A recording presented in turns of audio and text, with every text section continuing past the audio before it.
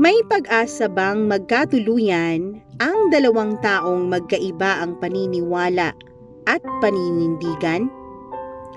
May pag-asa bang magkaroon ng relasyon ang isang taong naniniwalang may Diyos at ang isang taong hindi naman naniniwala sa Diyos? Parang malabo yatang mangyari yon. Dahil mabigat ang mga isyu na hindi nila mapagkakasunduan. At kung sakaling magkatuluyan man sila, sino ba ang dapat na mag-compromise ng kanilang paniniwala? Sino ba ang dapat na magsakripisyo para sa kapakanan ng kanilang relasyon? Yung atheist ba o yung believer? Dear Mama Mia, sa totoo lang, ay hindi ako yung tipo ng tao na sumusulat sa radyo. Pero medyo naguguluhan kasi ako ngayon. At ang taong lagi kong nilalapitan pag may mga tanong ako sa buhay, ay siyang dahilan kung bakit ako naguguluhan. Kung sana ay makatulong sa akin ang mga tagapakinig nyo, Mama Mia. Ako nga pala si Angie, isang resident doctor sa isang public hospital dito sa Maynila. Hindi po kami mayaman, pero bata pa lang ako ay gusto ko na talagang maging doktor. Mabuti na lang at nakakuha ako ng scholarship kaya ako nakapag-college. Naging working student din ako kaya bukod sa allowance na nakukuha ko bilang scholar ay may sinisweldo rin ako, Mama Mia. Hindi ko na inaasa pa sa mga magulang ko yung pagkain at pamasahe ko sa araw-araw na pagpunta ng university. Noong nakatapos ako ng biology ay nagtrabaho ako ng 1 taon bago ako nag-enroll sa medical school. Kaya mas matanda ako ng 1 taon sa mga naging kaklase ko noon. Maliban na lang kay Nate. Si Nate, Mama Mia, 5'10" ang kanyang taas. Maputi ang kanyang complexion. Mas maputi pa siya sa akin at oo na, gwapo rin siya. Magkaklase kaming dalawa noon sa biology bago pa kami pumasok sa med school. Ngayon ay sabay rin kaming nagresidente sa parehong ospital. May kaya ang pamilya ni Nate. Pero tumigil din siya ng 1 taon pagka-graduate namin para mag-volunteer sa isang charitable institution sa probinsya nila. Kaya sabay naming natapos sa undergrad course namin, Mama Mia. Pag nalalaman ng mga tao na tumigil ng 1 year si Nate para mag-volunteer, ang reaksyon nila ay, ang bait-bait naman niya. Isa siyang dakilang tao na mas inuuna pa ang kapakanan ng iba kesa sa kanyang sarili. Pero para sa akin, Mama Mia, ay isang malaking kahibangan ang ginawa niyang yun. Sayang ang opportunity at ang panahon. Ako, Mama Mia, may legitimate reason ako kung bakit ako tumigil ng pag-aaral. Tumigil ako para magkapera para naman maipagpatuloy ko ang pag-aaral ko. Pero siya, pwede sana siyang nagtuloy-tuloy sa pag-aaral niya pero hindi niya ginawa. Hindi ko maintindihan kung bakit niya pipiliing tumigil para lang mag-volunteer. Paano kung may nangyari sa kanya doon sa kung saang lupalokban siya pinadala? O kaya naman ay may nangyari sa pamilya niya at hindi na siya mapag-aral pa. Sana sarili niya muna ang iniintindi niya. Hindi ba, Mama Mia? Dapat naman ganun, di ba? Pasensya na ha, masyado ba akong cynical? Yun din kasi ang sinasabi ni Nate sa akin. Masyado raw akong cynical sa buhay. Pero nagiging realistic lang naman ako. Nagiging practical. Si Nate, Mama Mia, ang naging best friend ko. Siguro dahil na rin sa haba ng pinagsamahan naming dalawa. Mahirap magdoktor. Maraming pagpupuyat, maraming inaaral, at maraming pinapractice. Pareho kaming dalawa ni Nate na nagbe-benefit sa friendship namin kasi nagagawa naming tulungan ang isa't isa. At naging close nga kami ng dahil doon. At dahil lagi kaming magkasama, Mama Mia, ay marami kaming napag-uusapan. Pero yung mga usapan namin, kadalasan, may kasamang pagtatalo. Ewan ko ba, Mama Mia, kung bakit naging kaibigan ko si Nate. Magkaibang magkaigba naman ang halos lahat ng aming mga paniniwala. Magkaiba kami sa halos lahat ng bagay. Palagi kaming nag-aasaran at nagtatalo dahil doon. Tulad na lang ng minsan kong maikwento sa kanya na may pasyente at watcher akong napagalitan dahil sa sobrang kulit at hindi sumusunod sa mga ipinagbabawal ko. Tapos atat na atat pa siyang umuwi kahit hindi pa naman pwede. Kasi naman hindi naman mild yung sakit ng pasyente, Mama Mia. Masyadong mataas ang glucose niya sa katawan at unti-unti nang naaapektuhan ang ibang organs niya gaya ng kanyang kidney. Pero dahil nga makulit si tatay ay kumain pa rin siya ng dalang donut ng kanyang watcher. At dahil medyo aburido ako ng araw na yon, dala ng 2 oras lang ang naging tulog ko dahil sa dami ng admission namin ng araw na yon, ay hindi ko na napigilan ang sarili kong magsungit at pagsabihan yung pasyente at ang mismong watcher niya. Mama Mia, imbis na makisimpat siya sa akin si Nate dahil nga bad mood ako noon, ay ako pa ang pinagsabihan niya. Sana daw ay kinausap ko ng maayos yung pasyente at yung watcher. Sana raw ay pinaliwanag ko ng maayos sa kanila ang sitwasyon ng pasyente ng mahinahon. Kaya nga natatawag si Nate sa ER na Dr. Santo dahil sa sobrang hinahon at bait niya, Mama Mia. Kahit sinisigawan na siya ng pasyente at ng mga kamag-anak, ay nakangiti pa rin siyang nakikipag-usap sa mga ito. Lahat ay dinadaan ni Nate sa diplomasya. Kaya naman naiinis talaga ako sa kanya nung sabihan niya ako na sana ay ako yung mas umintindi. Parang ang dating kasi sa akin, Mama Mia, ay ako pa rin ang mali kahit ako na yung nagmamalasakit sa aking pasyente. Ang sabi naman niya, Mama Mia, ay may mas magandang way raw kung paano ko pagsasabihan ang pasyente ko at ang watcher. Na hindi raw ako kailangang machismis ng mga ito sa mga nurses at iba pang staff ng ospital. Mama Mia, mahirap talaga ang maging doktor, lalo na kung sa public hospital mo pa na piling magresidente. Medyo naiintindihan ko naman si Nate, Mama Mia. Pero syempre, minsan, lalo na kapag puyat, ay nagiging matigas talaga ang ulo ko at hindi ko na iniintindi ang punto niyang gustong ipabatid sa akin. Magkaiba kami ng ugali ni Nate. Pasensyoso siya, samantalang ako ay medyo impatient.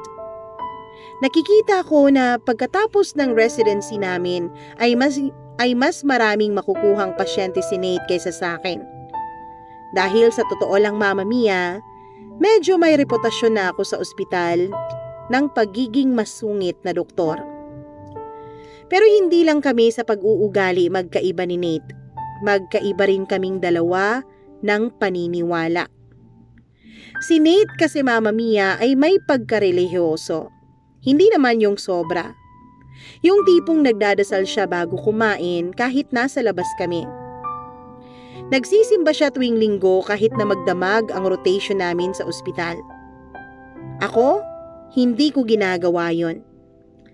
At sa totoo lang, hindi ko alam kung naniniwala pa ba ako sa Diyos.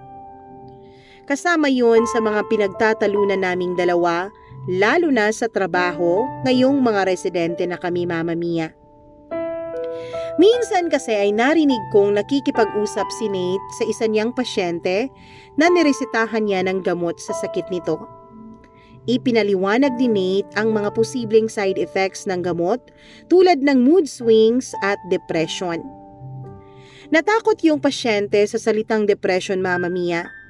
Nagtanong ito kung paano daw pag masyadong malala na yung depression na mararamdaman niya. Natatakot raw siya baka may gawin siya sa sarili niya na hindi dapat. Dito naman ipinayo ni Nate sa pasyente na samahan niya ng matinding pagdarasal at paniniwala sa Diyos ang pag-inom niya ng kanyang gamot.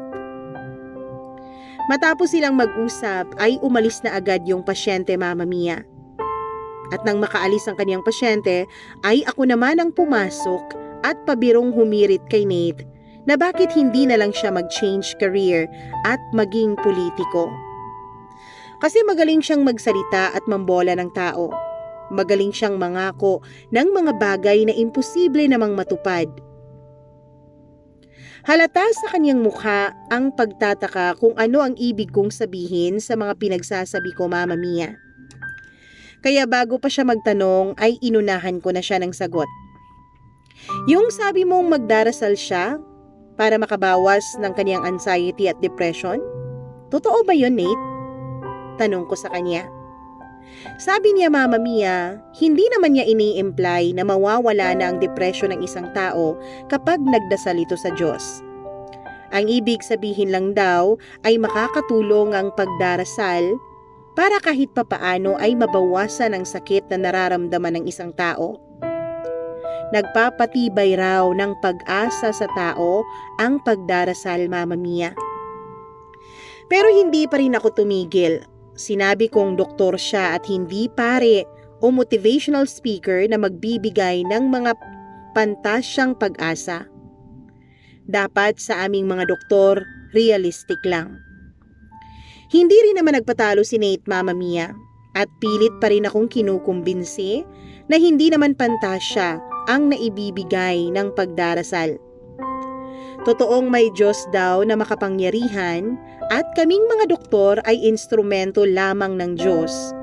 Pero limitado rin daw ang aming kakayanan. Kaya dito na pumapasok ang pag-asa na pagagalingin ng Diyos ang isang pasyente. Mama Mia, pag may mga pasyente kami, kahit alam naming hindi nagagaling, ay laging iniisip ni Nate na may pag-asa pa. Aminado naman ako na kung minsan ay may gumagaling, kahit na sinabi na ng lahat ng doktor na wala na itong pag-asa. Para kay Nate ay miracle yun, sagot sa dasal, God's grace. Pero para sa akin, Mama Mia, ibig sabihin lang nun ay nagkamali ang mga doktor. May hindi lang kami nakita. At aaralin ko lalo ang mga kaso na ganon para mahanap ko ang mga scientific explanations nito. Pag hindi naman gumaling, nakakakita pa rin ng positibong bagay si Nate.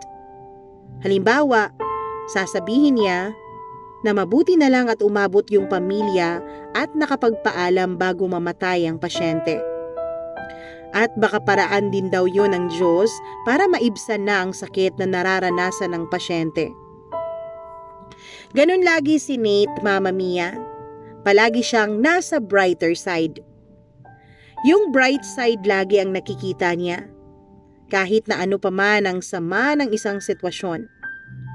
Lagi siyang umaasa dahil ang sabi niya ay lagi namang may pag-asa. Pero sabi ko nga sa kanya, kapag lagi kang mataas umasa, mataas din ang babagsakan mo kapag ikaw ay nabigo. Mama Mia, ang sabi ni Nate ay baka kaya raw ako masyadong harsh at masyadong harsh ang tingin ko sa mundo ay dahil sa pamilya ko. Hindi niya raw ako masisisi sa mga paniniwala ko dahil nga sa mga pinagdaanan ko sa buhay. Pero Mama Mia, ang sabi niya rin ay dapat daw matutunan ko ring bitawan ang nakaraan. Dapat daw wag ko itong hayaan na lumamon sa aking buong pagkatao at tuluyan ang tanggalin ang salitang pag-asa at Diyos sa buhay ko. Ganito kasi yun, Mama Mia. Dati ay idol na idol ko ang papa ko. Daddy's girl kasi ako. Masaya naman ang kabataang kinamulatan ko. Hanggang sa bigla na lang nagbago ang daddy ko. Nagkaroon siya ng ibang pamilya, Mama Mia, at iniwanan niya kami. Talagang sumama ang loob ko sa kanya, Mama Mia. Mahal na mahal ko kasi ang daddy ko, pero parang hindi niya ako mahal. at hindi man lang niya ako naisip nung sumama siya sa ibang babae. Nagdasal din ako ng nagdasal noon sa Diyos, Mama Mia, na sana ay pabalikin niya sa amin ang daddy ko. Pero kahit na anong dasal ang ginawa ko ay hindi pa rin bumalik sa amin ang aking ama. Magmula noon ay naging mas mulat lang ako sa katotohanan. Ang sinasabi nilang pag-ibig, hindi nagtatagal yan. Yung mga taong nagsasabi na lagi silang nandyan para sa'yo, madali rin silang mawala, kahit magulang mo pa sila. Kaya Mama Mia, hindi na rin ako umaasa sa pag-ibig. Sa akin, fun-fun lang. Fling-fling lang. Okay lang ang pa-date-date. Alam ko namang hindi seryoso. Mama Mia, hindi ako naniniwalang may pag-ibig na nagtatagal at may masayang pagsasama na nagiging panghabang buhay.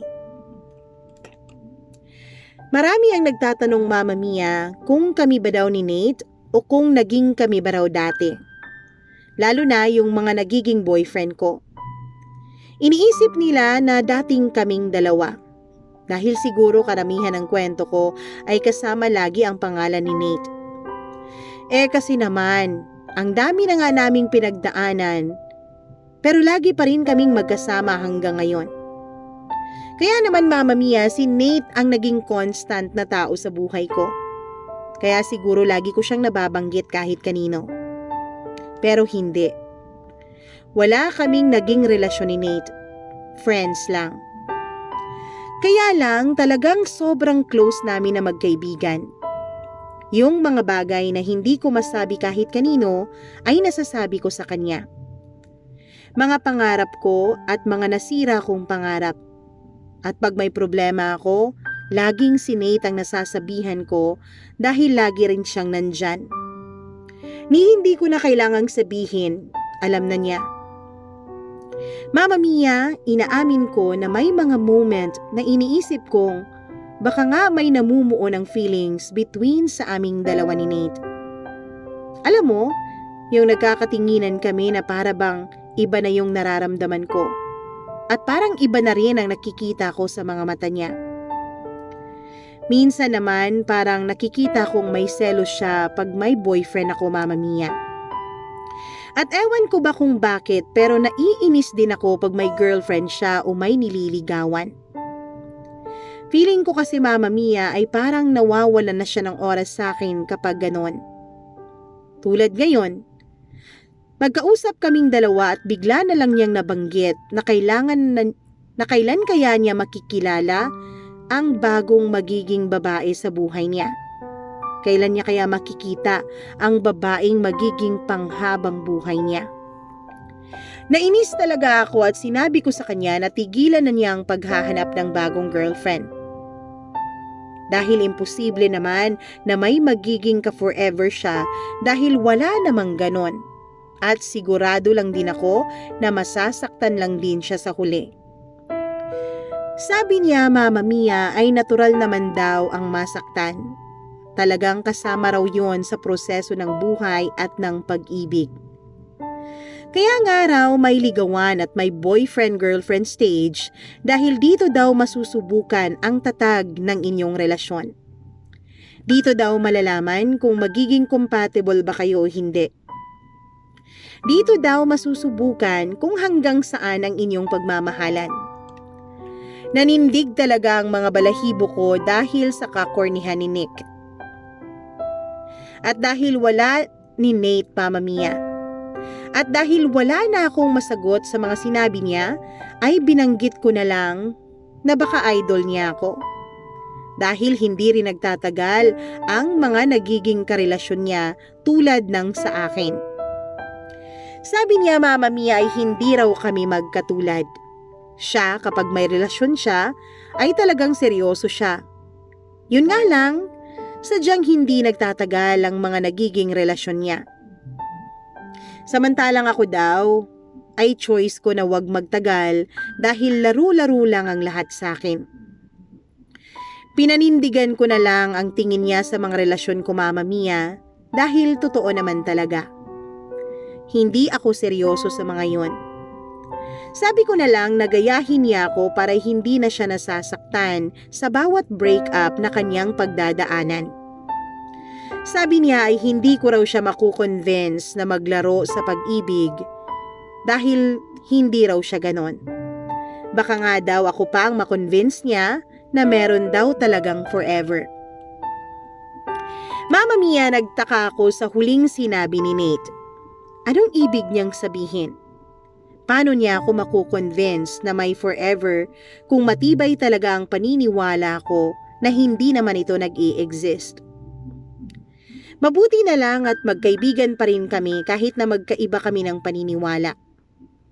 Kahit na medyo may umuusbong ng damdamin sa puso ko para kay Nate, ay itinago ko ito, Mama Mia, at pilit na kinakalimutan. Ayoko ring masira ang pagkakaibigan naming dalawa kapag sinabi ko na kami na lang. Pagkatapos ay magbe-break din kami pagkalipas ng ilang buwan. Ayokong mawala ng kaibigan na pwede kong gawing emotional crutch.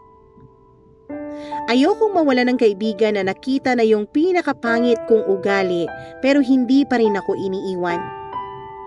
Ayokong mangyari sa amin ni Nate ang nangyari sa amin ng mga ex-boyfriends ko, Mama Mia.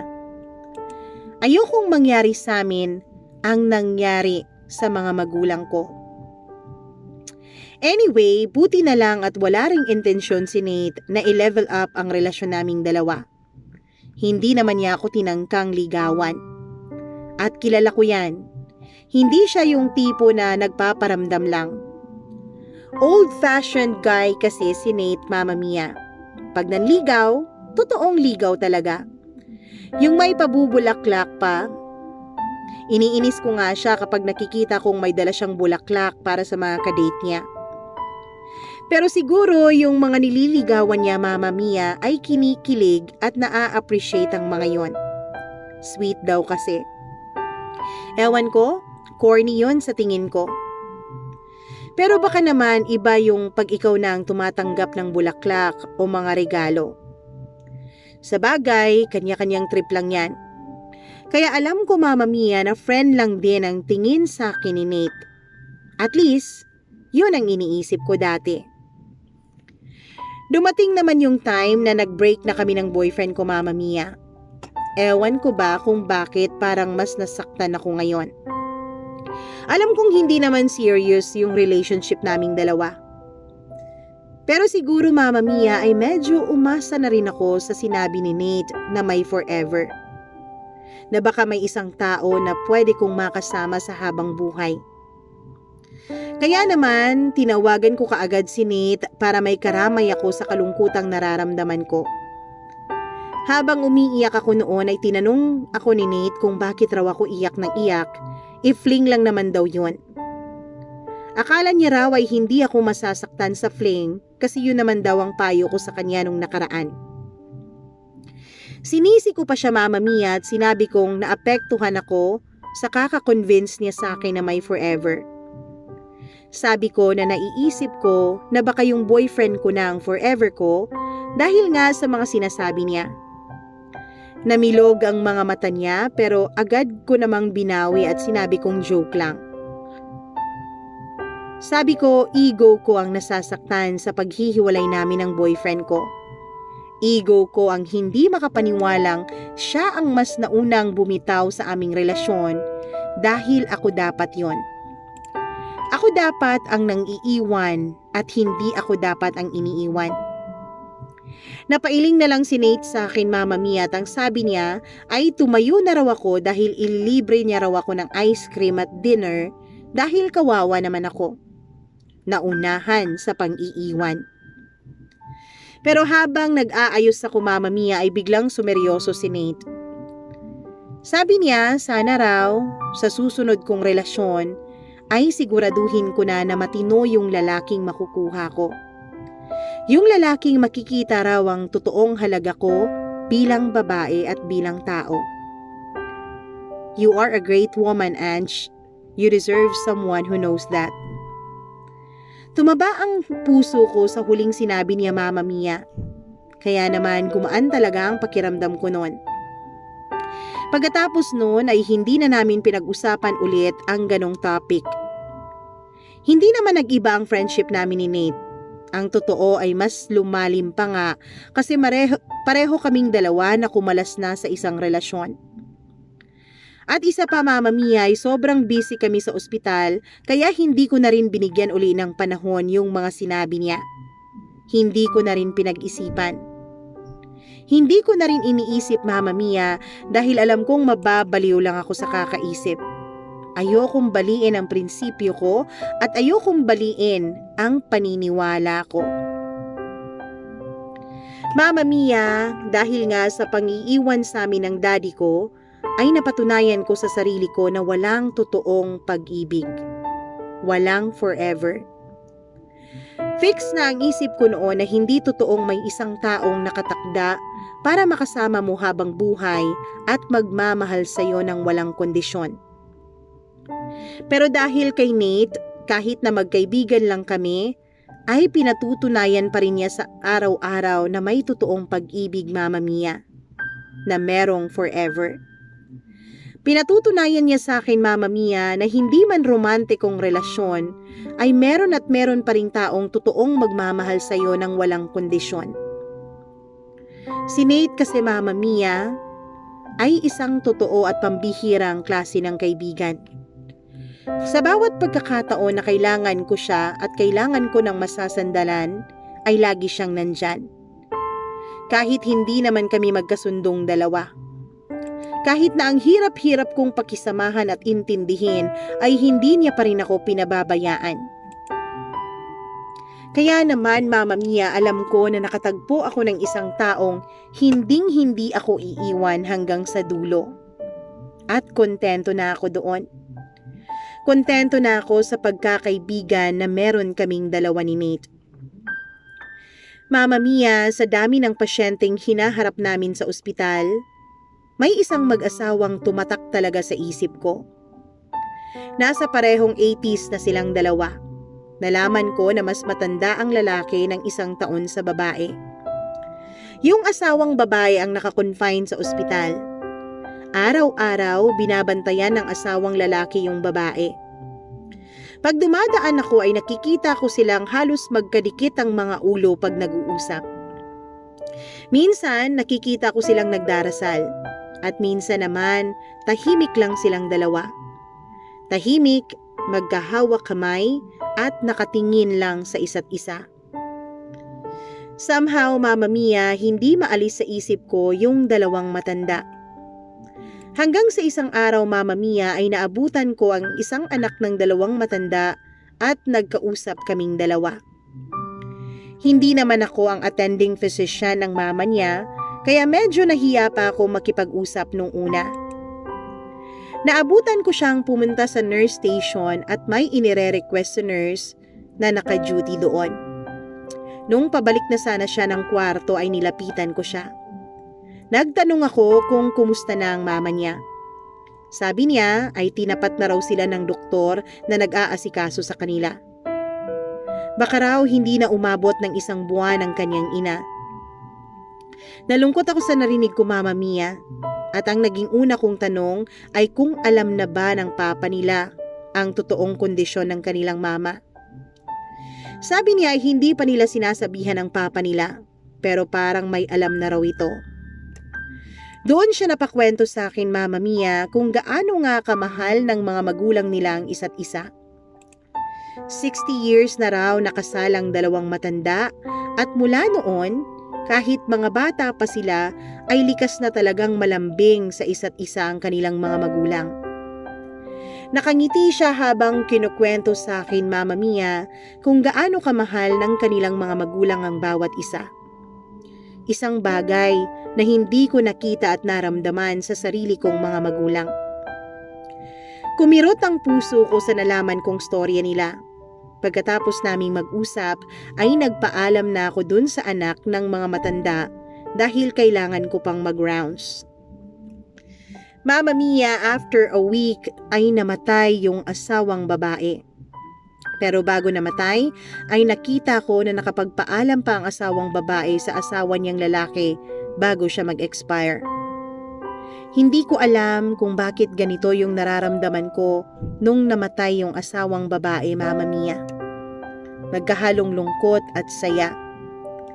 Kahit na hindi naman nila ako kaano-ano at hindi ko rin pasyente si Lola, ay parang apektado ako sa nangyari. Kaya naman, Mama Mia, kahit day off ko nung araw na yon ay hindi ako umuwi sa bahay namin.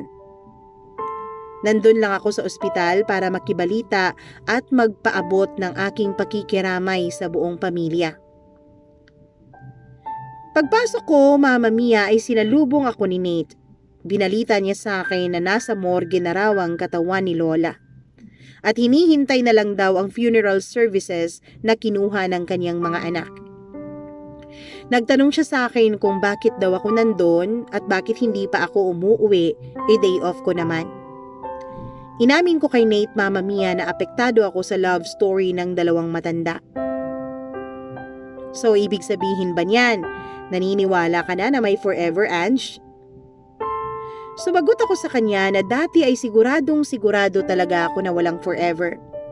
Walang wagas na pag-iibigan. Pero dahil sa dalawang matanda ay nagkakaroon na ako ng doubts, Mama Mia. Baka nga meron talagang forever.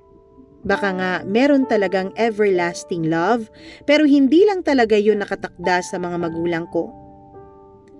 Ngumiti sa akin si Nate, Mama Mia, at sinabing masaya siya para sa mga realizations ko. Sabi rin niya, magkikita raw kami kinabukasan dahil kailangan na niyang bumalik sa trabaho. Kinabukasan, Mama Mia, pagdating ko ng ospital, ay may naghihintay sa akin na isang bouquet of red roses sa labas ng locker ko. Galing kay Nate. Malinaw sa akin kung ano ang ibig sabihin nun. Mama Mia, nakalagay sa note ng bulaklak na sigurado na raw si Nate sa akin. Matagal na raw niya akong gusto at matagal na raw niya akong minamahal. Kaso, Mama Mia, ako yung may problema. Ako yung hindi sigurado. Mama Mia, alam ko naman na may nararamdaman talaga ako kay Nate na higit pa sa pagiging isang kaibigan. Hindi lang dahil lagi siyang nandyan para sa akin, kundi dahil binuksan niya ang puso at isip ko sa posibilidad na merong true love. Sa possibility na merong forever. Pero Mama Mia, hindi ko alam kung kaya ko ba siyang pagkatiwalaan enough para sumubok ako sa isang tunay, nagtatagal at seryosong relasyon. Hindi ko alam kung handa na ba akong sumubok sa relasyon na panghabang buhay. At hindi ko rin alam, Mama Mia, kung ano ang magiging kahihinatnan namin kung sakaling pumayag ako na maging girlfriend niya. Mama Mia, sana naman ay matulungan ako ng inyong mga tagapakinig at mai-comment nila sa iyong YouTube channel ang mga payo nila para sa akin. Dapat bang subukan ko ang pakikipagrelasyon kay Nate? Paano kung dumating ang araw na hindi ko talaga kaya? Paano kung dumating ang araw na isa sa amin ay magsawa at mawala ng pagmamahal? Paano kung dumating yung araw, Mama Mia, na mangyari sa amin ni Nate ang nangyari sa mga magulang ko? Mama Mia, si Nate lang ang constant sa buhay ko. Sabi ko nga kanina pa. Pero ang problema, Mama Mia, kung sakali mang subukan namin na maging kaming dalawa at maghiwalay kami, baka tuluyan na rin siyang mawala sa buhay ko. At yun, ang parang hindi ko kakayanin. Naiisip ko pa lang ngayon ay parang nasasaktan at naiiyak na ako. Mama Mia, sana ay matulungan ako ng mga nakikinig sa inyo kung ano ba ang dapat kong gawin. At least alam ko na kahit papaano ay magiging objective sila sa mga ipapayo nila sa akin. Promise ko po na pagninilay-nilayan ko ang kung anumang payo na ibibigay ninyo. Hanggang dito na lamang at maraming salamat po. Lubos na gumagalang, Angie.